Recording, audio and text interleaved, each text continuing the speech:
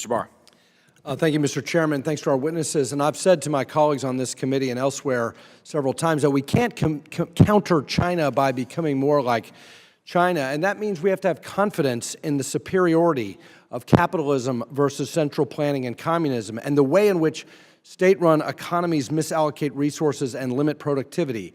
We must exploit this weakness in China, the strength of the dollar, Chinese debt, and demographic challenges, and that means American businesses should not turn inward, reflexively away from international cross-border activity. And there is a certain truth to the idea that in this economic competition, telling American businesses to not access Chinese markets, that would in fact undermine American competitiveness. But on the other hand, we cannot counter China by allowing American businesses to submit to China's authoritarian, coercive, and high-risk communist system. American businesses, therefore, must be highly selective and carefully avoid the dangerous risks, espionage, theft, and corruption that are inherent in the Chinese communist state-controlled economy.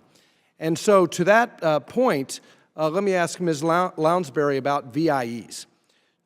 Since 2019, the U.S.-China Economic and Security Review Commission has highlighted the risk of investing in Chinese companies that are listed through variable interest entities. Can you describe the differences in the rights of a shareholder that is invested in a Chinese VIE structure versus ownership in a traditional structure?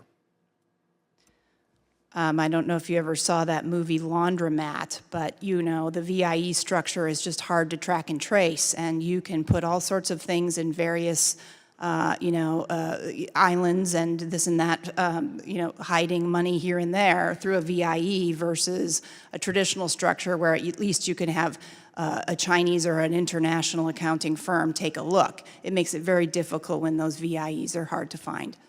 And to you and to Mr. Kazi, I mean, how can the Congress or the government communicate the risks to Americans of investing in PRC firms that use this VIE structure that limits recourse for U.S. investors due to the uncertain legal status of VIEs under PRC law?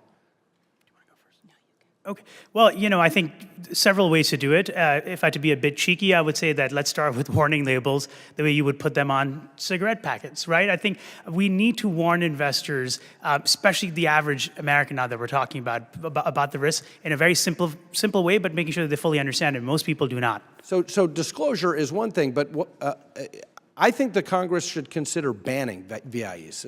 Any thoughts? I haven't thought about that, to be very honest. Banning a VIE with Chinese entities.